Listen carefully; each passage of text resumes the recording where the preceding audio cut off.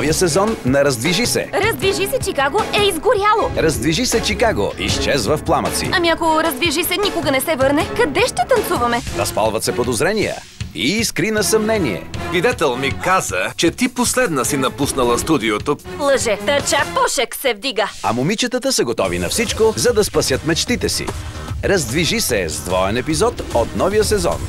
Събота, 16 февруари от 10 часа по Disney Channel.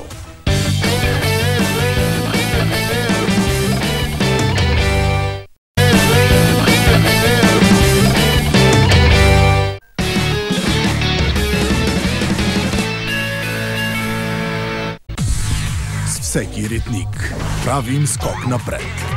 С всяка блокада ставаме велики. Ау, по-полека. Изтупайте кимоното си от прахта за кунг-фу купон през един уикенд. Останете в играта. За две размазващи премиери. Станете шампиони и се отдайте на карате. Братя по карате. Уикенд маратонът започва с премиерен епизод в събота, 23 февруари от 16:20 по Disney Channel.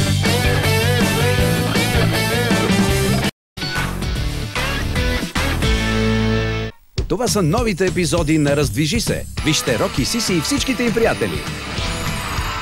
Да бъдеш добър приятел не винаги е лесно.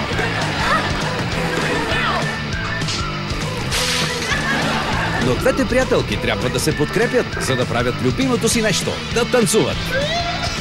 Излезте на сцената, упражнете стъпките си и се пригответе за новите епизоди на любимия си сериал. Раздвижи се, нови епизоди.